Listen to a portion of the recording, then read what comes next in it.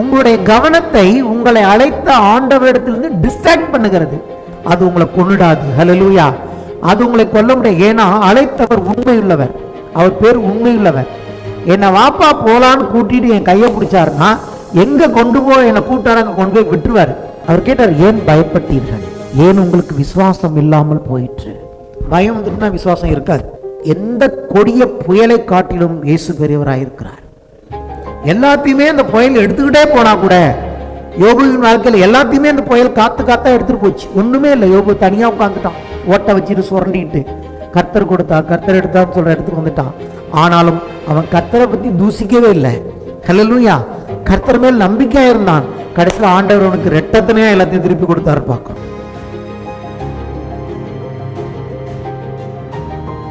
1 யோவான் 4ஆம் அதிகாரம் 13 முதல் 21 வசனங்கள் இன்னைக்கு நான் கவர் பண்ண போறேன்.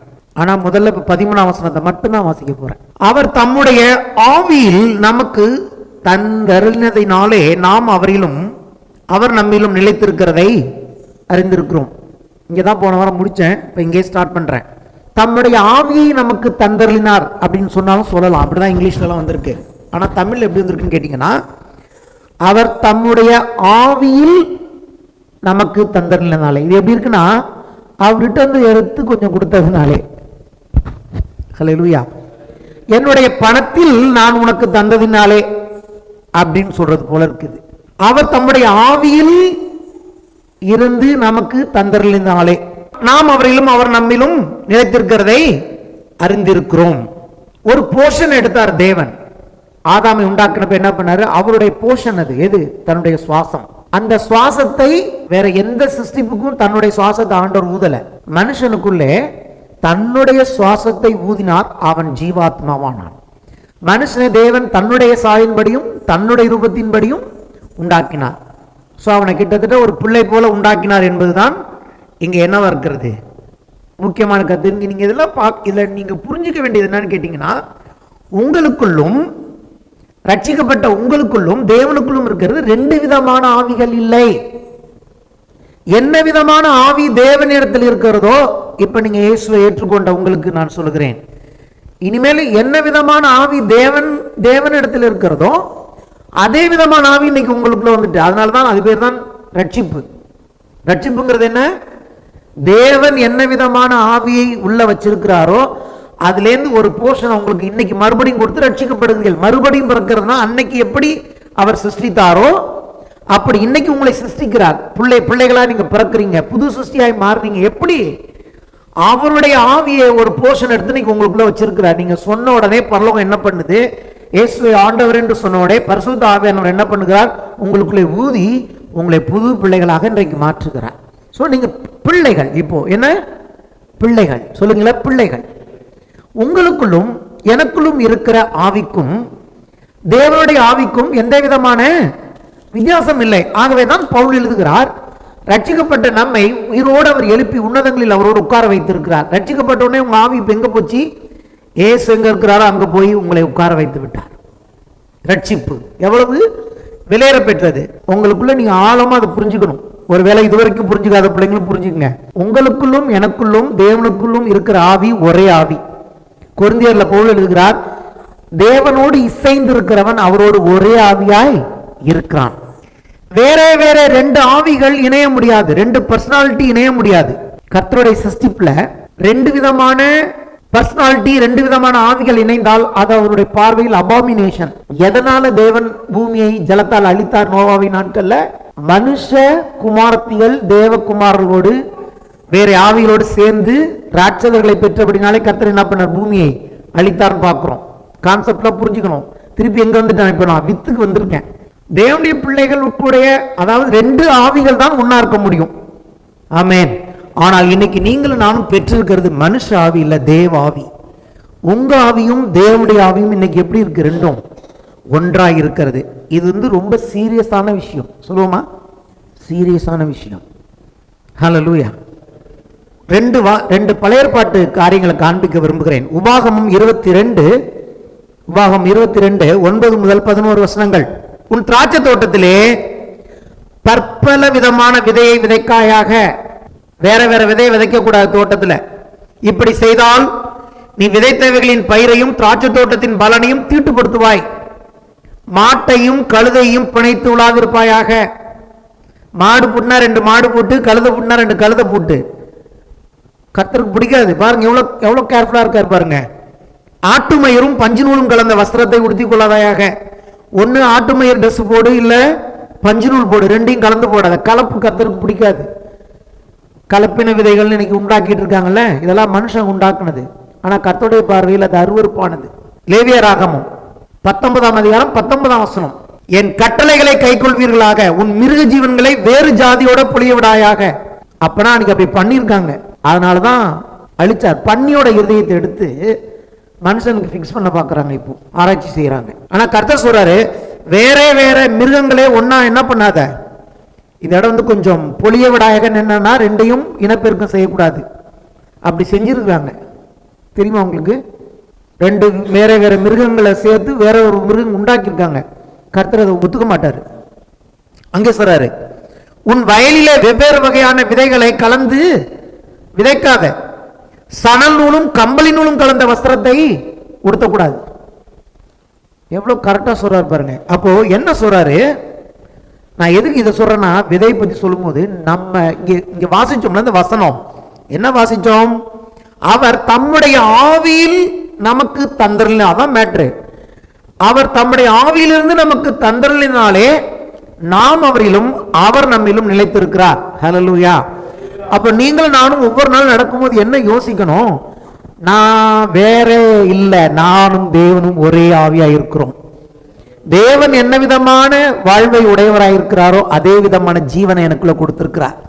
இயேசு சொன்னார், நான் ஜீவனை கொடுக்கவும் அதை பரிபூர்ணப்படுத்தவும் வந்தேன். புரியுதா? எவ்வளவு நல்ல சத்தியம் இல்ல? ஹல்லேலூயா. கையில செய்து கர்த்தரை துதிப்போம்.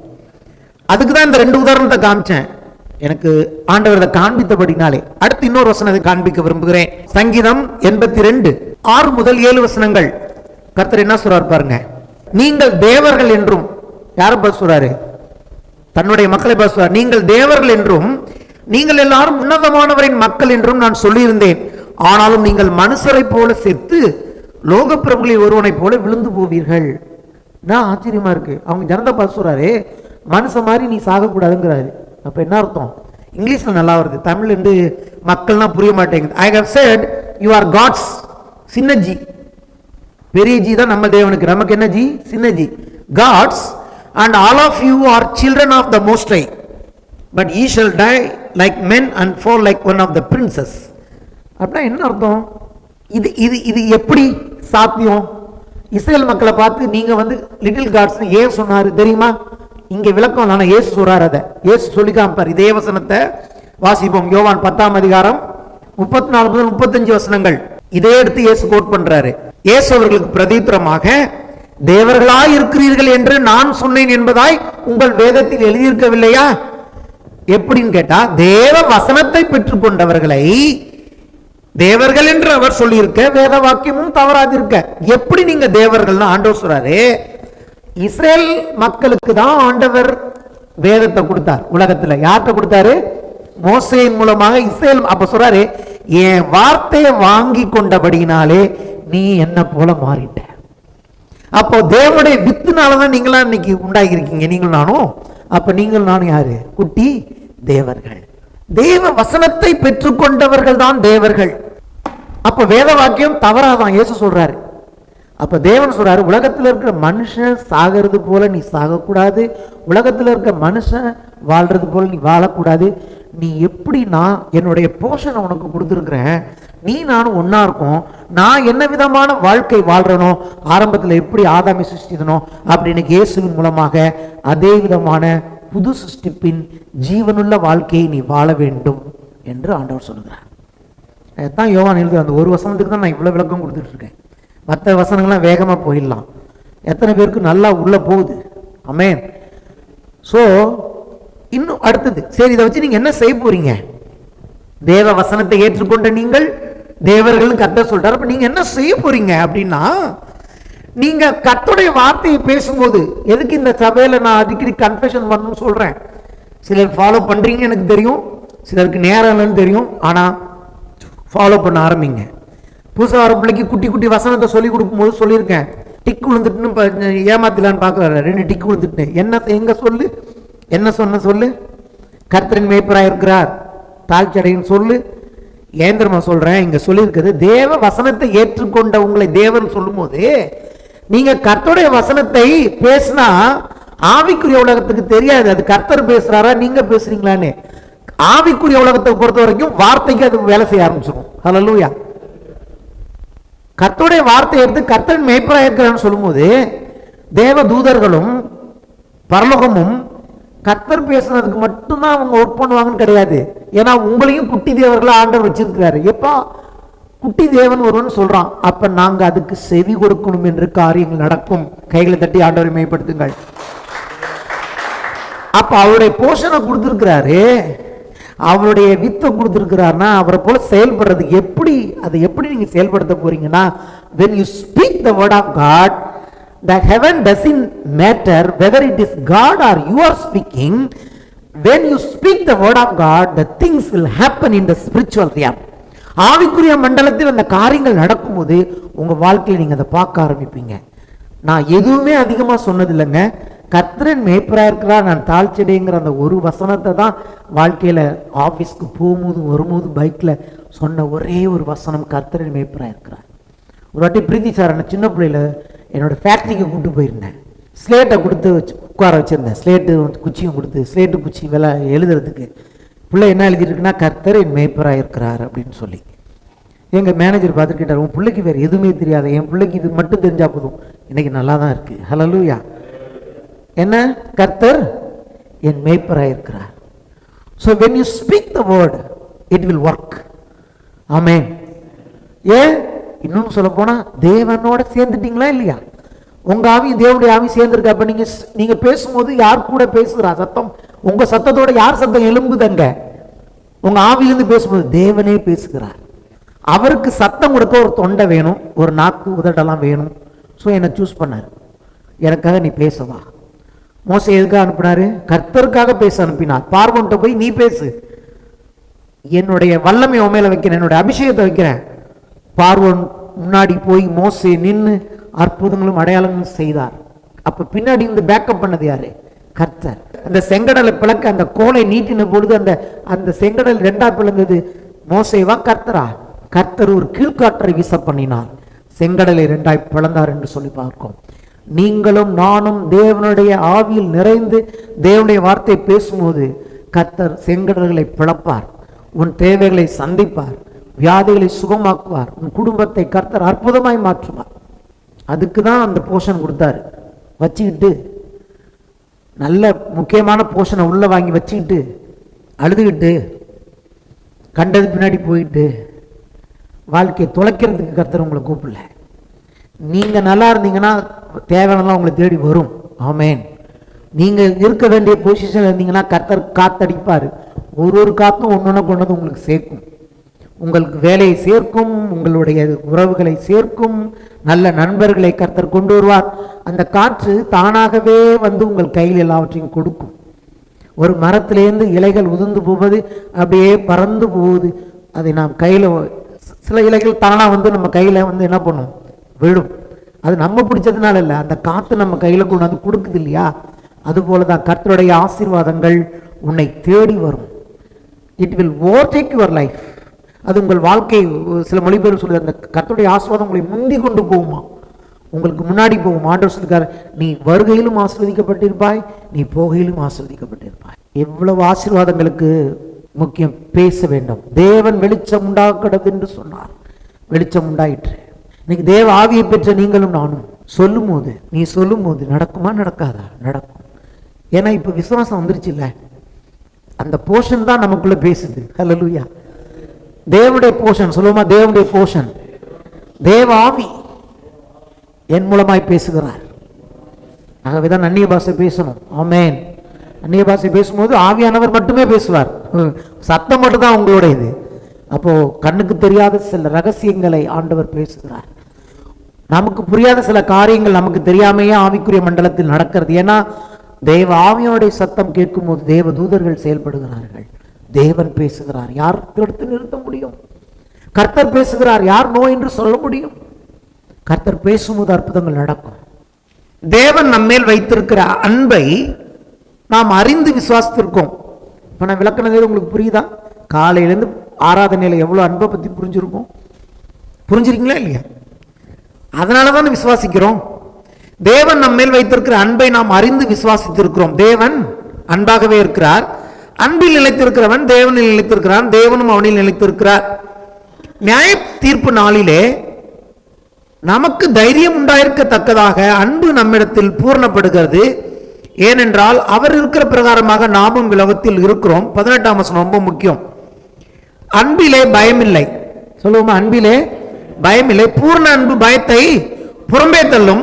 பயமானது வேதனை உள்ளது. பயப்படுகிறவன் அன்பில் பூர்ணப்பட்டவன் அல்ல. சரி, இப்போ அவரை விசுவாசிக்கிறோம், அவரை நம்பி வந்துட்டோம், நம்மளை குட்டி தேவர்களாய் உண்டாக்கி இருக்கிறார். நாம் பேசும்போது அவர் பேசுகிறதுக்கு ஒப்பானதாக இருக்கிறது. இதையெல்லாம் அவருடைய அன்பு செஞ்சிருக்கு. அடுத்த வாழ்க்கையில் என்ன ஒரு முக்கியமான காரியத்தை சொல்ல விரும்புகிறேன். பயப்படாமல் எப்படி இருக்க போகிறோம்? இந்த பயத்தை எப்படி நாம் மேற்கொள்வது?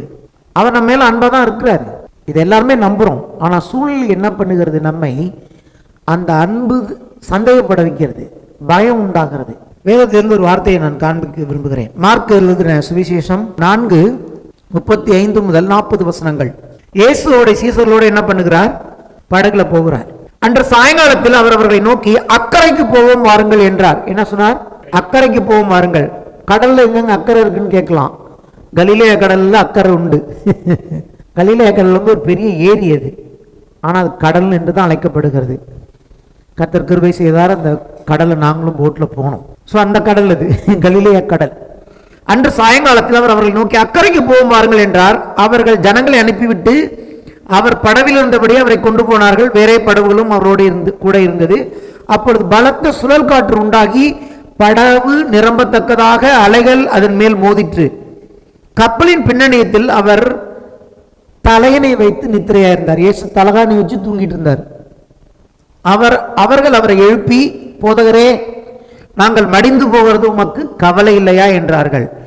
அவர் எழுந்து காற்றை அதட்டி கடலை பார்த்து, இறையாதே, அமைதலாயிரு என்றார். அப்பொழுது காற்று நின்று போய் மிகுந்த அமைதல் உண்டாயிற்று. அவர் அவர்களை நோக்கி, ஏன் இப்படி பயப்பட்டீர்கள்? ஏன் உங்களுக்கு விசுவாசம் இல்லாமல் போயிற்று என்றார். ஹல்லேலூயா. சம்பவம் எல்லாருமே ஏற்கனவே நிறைய வாட்டி வாசிச்சிருப்பீங்க. அது நான் என்ன சொல்ல விரும்புறேன்னு கேட்டீங்கன்னா, ஒருத்தர் கூப்பிடுறாரு, வாங்க அக்கறைக்கு போகலான்னு சொல்லிட்டு, அக்கறைக்கு போகலான்னு சொல்லிட்டு கூப்பிட்டுட்டு படகுல போறாங்க. அவர் தூங்குறாரு. அப்போ ஒரு பெரிய காற்று வந்து அடிக்குது.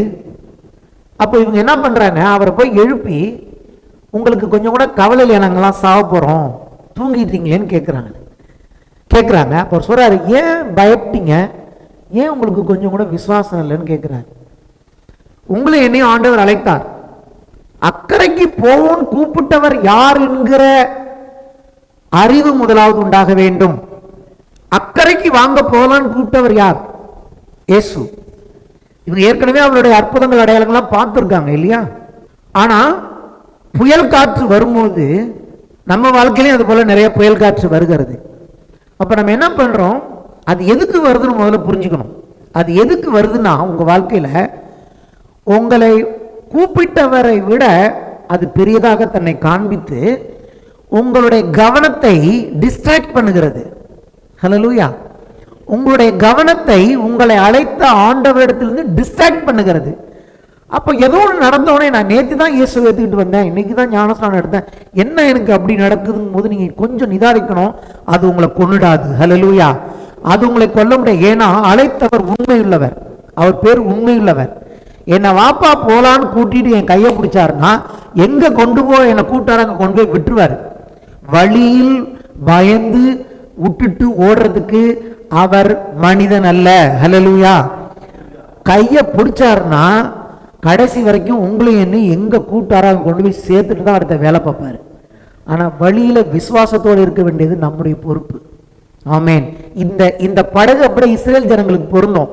உங்களுக்கு பாலும் தேனும் ஓடுகிற நலமும் விசாலமான தேசத்தை கொடுத்தேன்னு சொல்லி தான் கூட்டிட்டு போறாரு.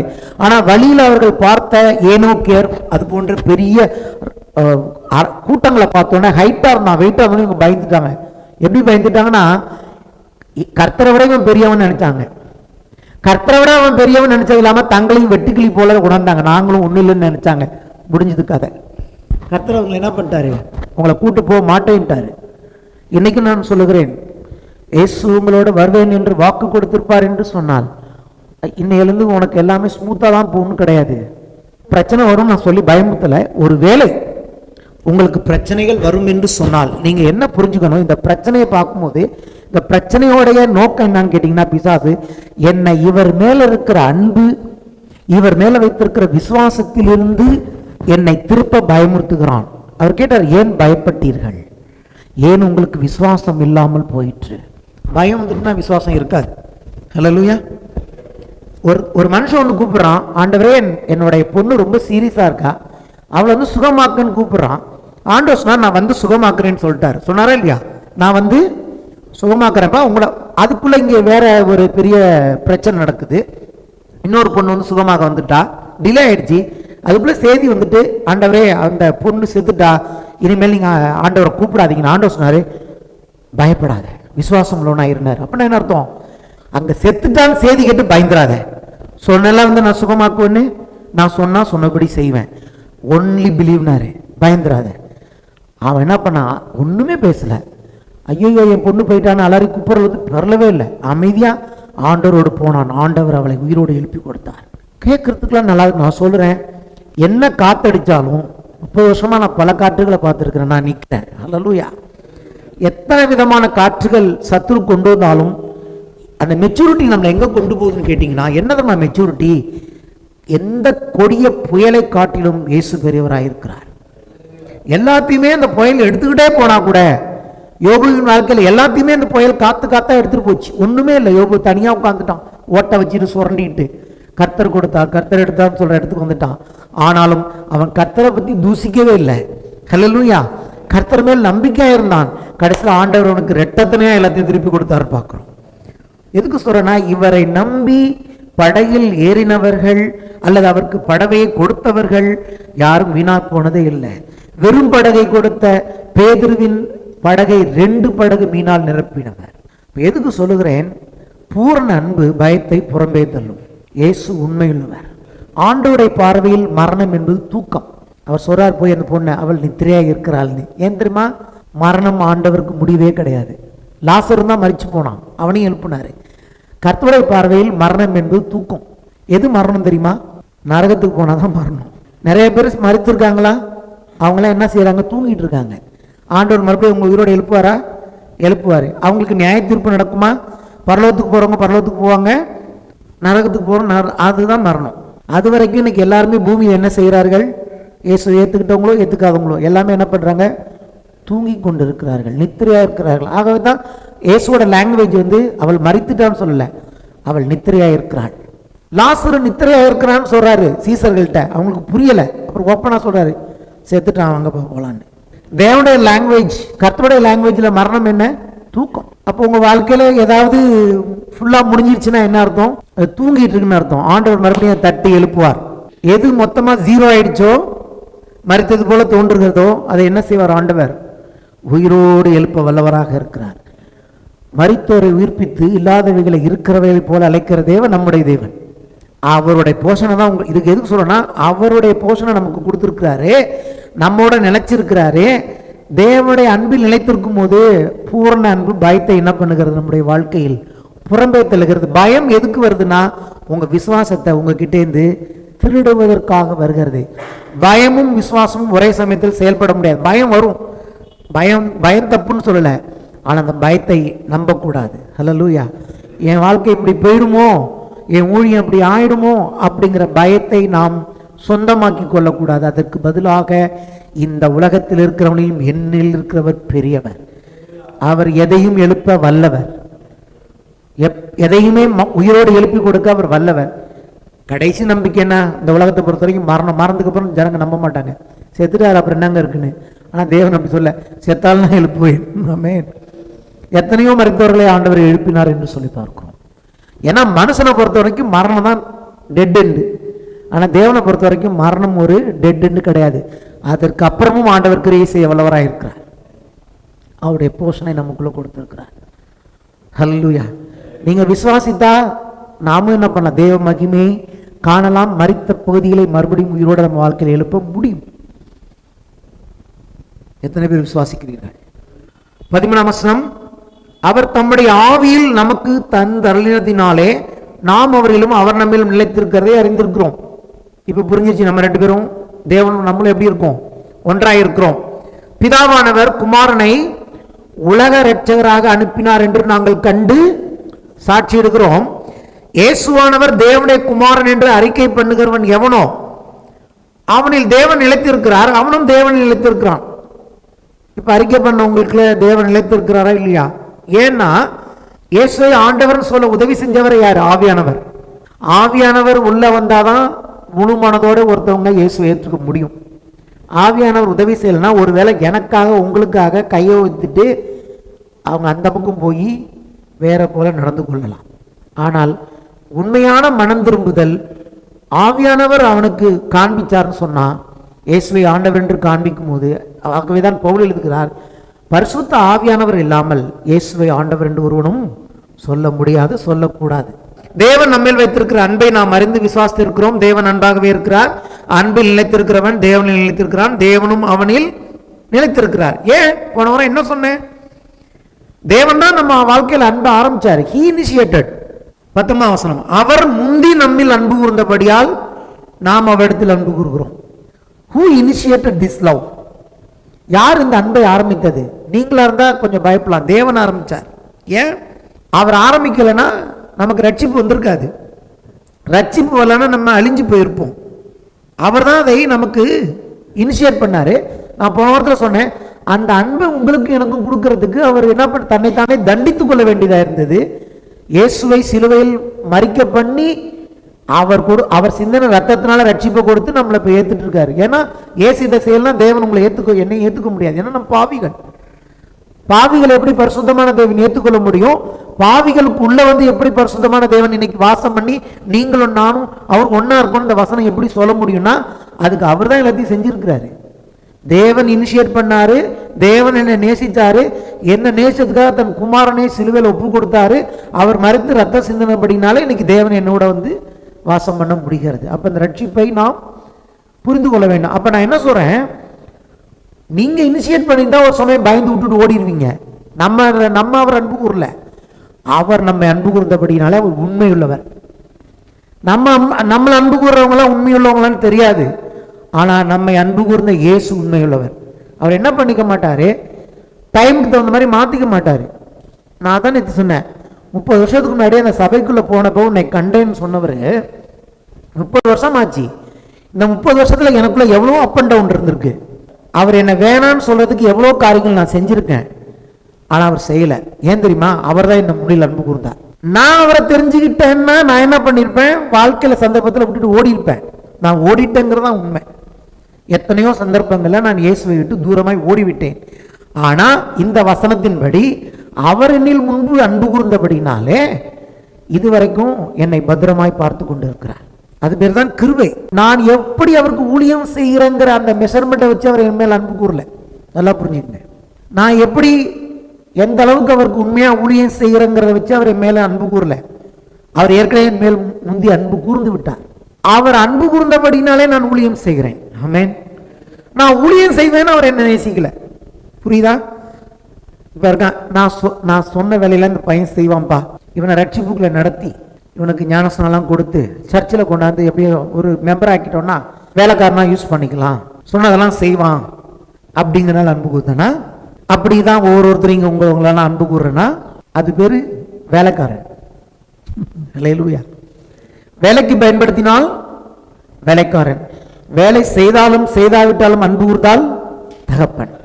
இப்ப தேவன் நீங்க வேலை செஞ்சாலும் வேலை செய்யாட்டியும் அன்பு கூறுகிறவர். ஆனா தகப்பனை நேசிக்கிற குமாரன் ஒரு தகப்பனுக்கு குமாரன் ஊழியம் செய்கிறது போல ஊழியம் செய்வானா? ஆனா இயேசு இப்படி வேலைக்காரனா குமாரனா? குமாரன். ஆனால் தகப்பனுடைய சித்தத்தை பூமியில் நிறைவேற்றினார்.